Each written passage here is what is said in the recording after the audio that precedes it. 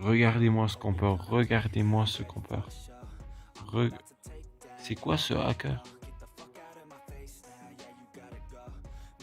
Regardez 13 kills, regardez comment il saute.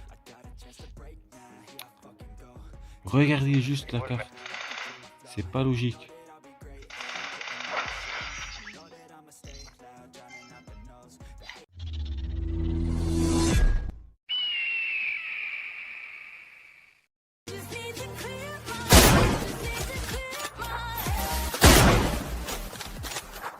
Le fameux titre conquérant.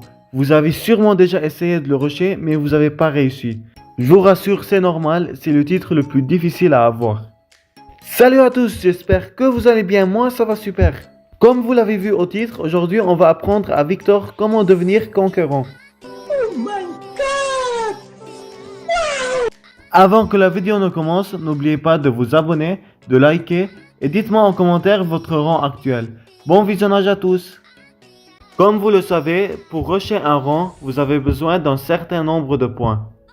Là par exemple, pour rusher le rang champion, vous avez besoin de 4200 points. Pour rusher le maître champion, vous avez besoin de 4700 points. Et pour rusher le rang dominateur champion, vous avez besoin de 5200 points. Mais vous voyez là en fait que pour le rang conquérant, c'est pas écrit combien vous avez besoin de points. Alors vous allez en fait vous diriger vers votre rang.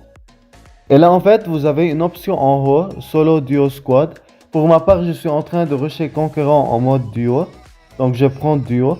Et en fait vous voyez que je suis le 7608e en mode duo.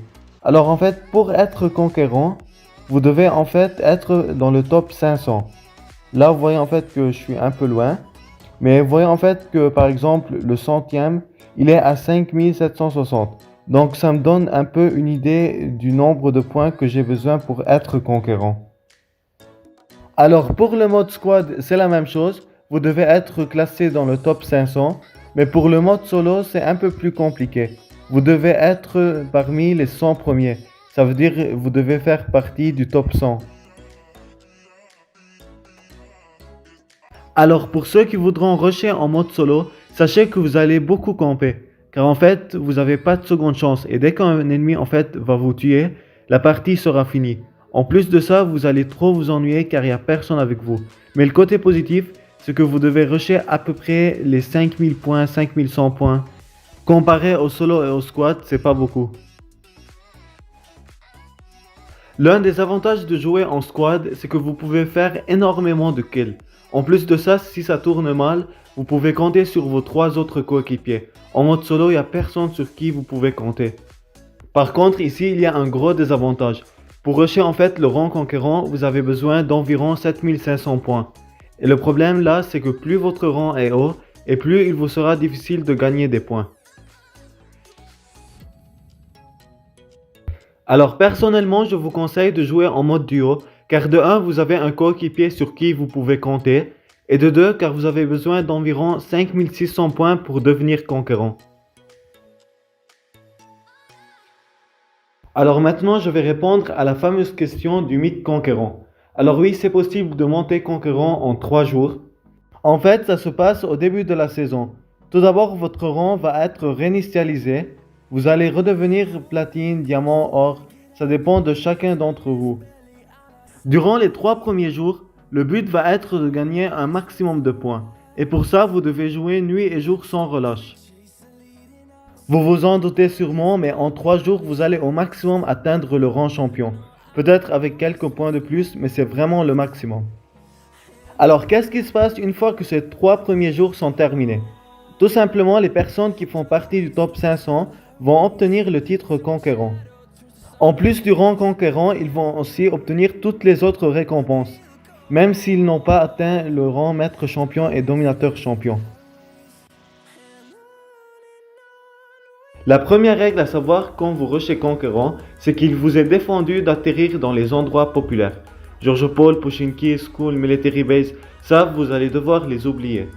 À la place, je vous conseille d'atterrir dans un endroit calme où il n'y a habituellement personne. Le meilleur moyen pour faire un largage sûr, c'est de choisir un endroit qui se trouve à 1500 mètres de l'itinérance de l'avion. Alors en fait, pourquoi je vous dis d'atterrir dans un endroit pareil? Tout simplement car de 1, vous allez pouvoir récupérer du ravitaillement sans avoir d'ennemis dans les parages. Et de 2, cela va diminuer les chances de croiser un ennemi en début de match. Surtout que si vous vous faites tuer au début d'un match, vous allez perdre beaucoup de points. Comme vous le voyez, je viens d'atterrir à la cité d'eau de Rosehawk. Là, je vais directement commencer à récupérer du ravitaillement, quelques armes, du soin, bref, le nécessaire. Et là, directement, je vais essayer de trouver un véhicule à proximité. Le but ici, ça va être de s'éloigner encore plus de l'itinérance de l'avion, car peut-être il y a des joueurs de rang qui ont aussi atterri à proximité. Alors personnellement, je vous conseillerais de trouver un endroit en dehors de la zone. Vous voyez là en fait que je suis allé à Mansion. Ce qui est bien avec les endroits en dehors de la zone, c'est que les chances de tomber sur un ennemi sont presque nulles. Donc là, on peut dire qu'il n'y a pas de risque que vous mourrez au début de la partie. Pour la prochaine étape, je vous conseille de rester dans la zone. Vous devez avoir pas mal de drinks et je crois une vingtaine de bandages.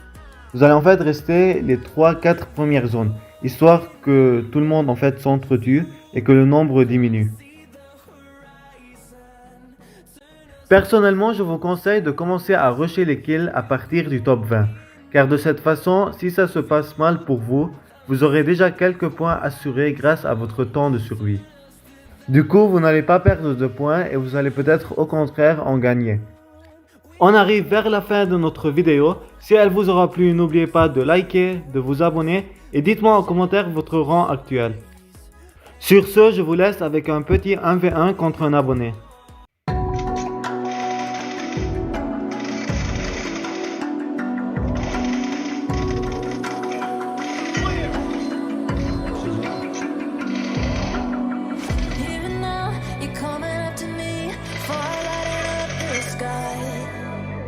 Feel the ground shaking underneath, trying to take me alive.